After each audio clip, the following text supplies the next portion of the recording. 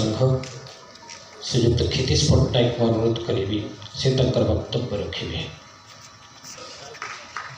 साधारण लोकंर सेवा करने अनेक प्रेरणा नब ये कही मोर वाक्य को ये विराम दूसरी। समस्त को धन्यवाद। भारत माता की जय।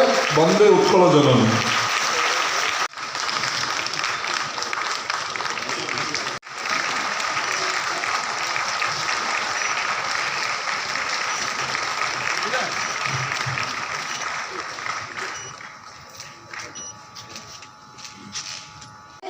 मान्यवर विधायक श्रीयुक्त मनोरंजन जानसमत महोदय स्वागत करुचे प्रणाम करुचे।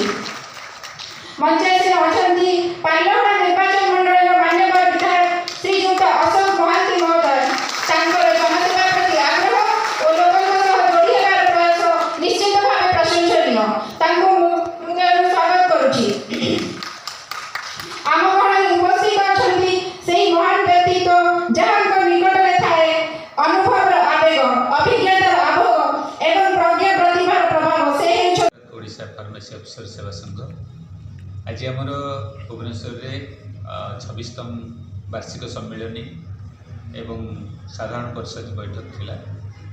एथिरे आमर मुख्य अतिथि माननीय स्वास्थ्य मंत्री ओडिशा सरकार एवं ता सहित आमर स्वास्थ्य निर्देशक एवं बहुत गण्यमान्य व्यक्तित्व आसीथिले जे माने नीति निर्धारक राज्यर।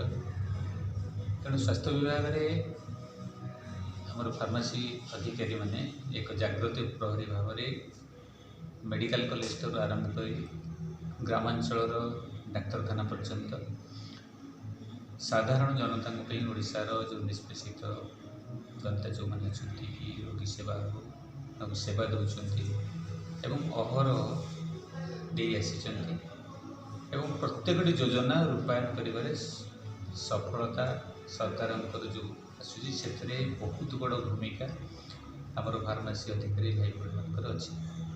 तेणु विशेषकर मुझे सरकारी उदासीनता लगी कि आमर जो आगुरी विभिन्न कर्तृपक्ष कहतु सरकार कहतु जो गुड़ा हो पारि ना विभिन्न दाबी ये सरकार समय किसी कर्णपात से आमर गोटे बहुत बड़ जोटा दाबी थिला प्रमोशनटा 39 वर्ष पर आम प्रमोशन प्रथम थर पाई लोक मैंने एवं आ गए जो मुख्य दाबी गोटे थिला ये पे को लेकिन बेसिक पे को लेकिन से विषय सारा भारत में अन्य राज्य तुलन में आमर ओडिशा रे फार्मेसी अधिकारी मैंने कम पाँच प्रति आम गोटे कंपेरेटिव स्टेटमेंट देखेलु सरकार विचार करेंगे बोली स्वास्थ्य मंत्री महोदय कहते निश्चय आउ गोटे लेवल 1 एवं सीपीओ प्रमोशन बाबद कहते जो प्रमोशन है ऊपर जो पोस्ट गुड़िक खाली अच्छी एवं तले जो पोस्ट गुड़िक खाली अच्छी तापर पदक्षेप नहीं 1108 पोस्टिंग करने की जारी कर विज्ञप्ति जारी कर सरकारी भाव माने घोषणा कर सरकारी भाव से आसो से तेणु आम ये विषय जहाँ आज आश्वासन पाइलु ये विषय से पदक्षेप ने से आम सरकार को धन्यवाद देवा सहित जनसाधारण को आम अंगीकार स्वीकार। नमस्कार। बहुत अशेष धन्यवाद जेहेतु आज आम वार्षिक सम्मेलन में आपण मैंने समस्ते आसिक आमर सम्मेलन को कवरेज कर आशा भी करुँ आमर जो मेसेज अच्छी लोक पाखे पहुँचब। आज आमर ये वार्षिक सम्मेलन में माननीय स्वास्थ्य मंत्री डॉक्टर मुकेश महालेगी आसी आमर जो संघर दीर्घ दिन दाबी थिला पे अनामली जदिव विगत दिन में आमर प्रमोशन होती जॉब चार्ट भी बाहर से बहुत असंगति अच्छी और से असंगति की संघ दूर करने बारंबार सरकार को लेखिकी देती।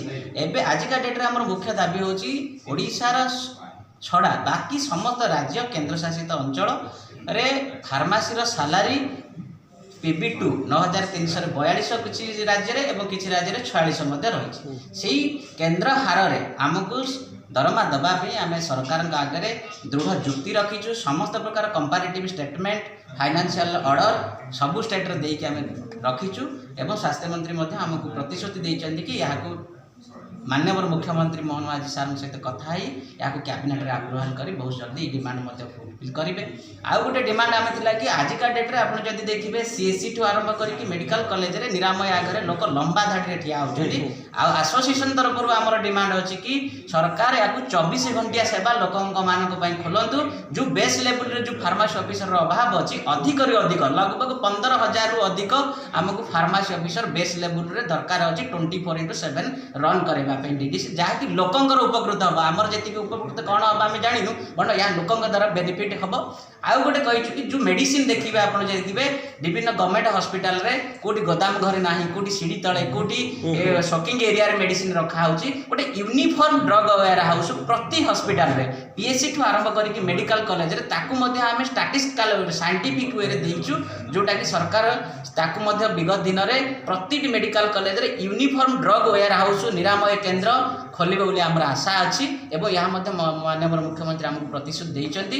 यह आम मुख्यमंत्री माननीय छात्र मंत्री आगे आज यही मेन डिमांड जहाँ लोकों बेनिफिट हम ताको आम रखीचु।